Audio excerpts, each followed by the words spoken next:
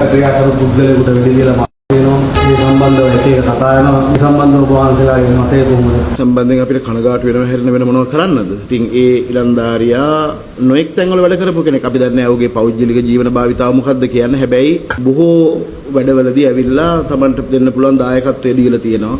අපිත් එක්ක එහෙම සංවිධානගතව වැඩ කළා නෑ. නමුත් ඒක මොනවා හරි ගැටලු මේ ඇති වෙන අවස්ථාවන් වලදී ඉලන්දාරියෙක් හැටියට බෞද්ධයෙක් හැටියට සිංහලයෙක් හැටියට ඇවිල්ලා දැන් වැඩ කරලා තියෙනවා මේ බොහෝ තැන්වල. පස්සේ මම හිතන්නේ ඔය පොහොට්ටුවත් එක්ක එකතු වෙලා ආදේශ පාලනය කරනවා අපි දැක්කා. හරි දුකයි හරි කනගාටුයි.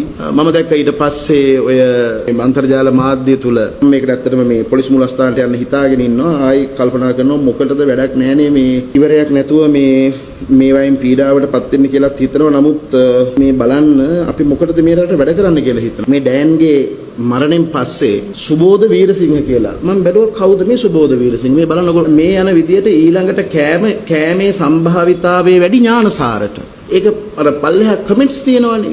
ඒක එක්කෙනෙක් කියනවා මේ රුවන් වීරරත්න කෙනෙක් කියනවා අඩෝ තොගේ දේශපාලනයේ කෙනෙක් මනෝට සතුට වෙන්න තරම් ඔච්චර කොහොකේද වගේ කතන්දරයක් ලියනවා කවුරු හරි හිතේ වේදනාවට. ඊට පස්සේ මේක ලියනවා ඊට පල්ලෙහෙන් ලැජ්ජ නැතුව කවුද මේ සුබෝධ වීරසිංහ ලියනවා සල්ලි වලට V8 වලට ලාභ ප්‍රයෝජන වලට රටේ අනාගතය එක්ක සෙල්ලම් කරපු කෙනෙක්ගේ නමක් කිව්වා එච්චරයි. මේ මම තමයි මේ මට මේ කියන්නේ. ආණ්ඩුවකින් රුපියලක් අරගන්නේ නැතුව ආණ්ඩුවකින් වරදානයක් ගන්නේ නැතුව අවමතරමින් තේ උගුරක් බොන්නේ නැතුව මුදාකාරයෙක් ගෙනල්ලා පන්සලක තනකොළ ගහක් කපාගත්තේ නැති ගඩොලක් මහ ජනතාවගේ මුදලකින් පන්සලේ හදාගත්තේ නැති අවවම්ම තරමින් පෙට්‍රල් ලීටරයක් තබා දැන් ඔය කියනවනේ මිනිස්සු වාහන පර්මිට් කේ අර එවැනි කිසිම දෙයක් නැතුව මේ රට වෙලා ගනිමින් තියෙන ඕලීය ත්‍රස්තවාදයක් පිළිබඳව අවුරුදු 20ක් විතර ස්ටඩි කරලා හෙළිදරව් කරපු අපටත් මෙහෙම නම් ඊළඟට තව මේ ගෑන් ළමයි පවා මේක හරිම භයානක තත්ත්වයක්. මේ කොහෙටද මේ ඩිරෙක්ට් කරන්නේ? ඒක හින්දා මේ අපිට මොනවා හරි කරදරයක් වුණොත් අනිවාර්යෙන් මේ ආණ්ඩුව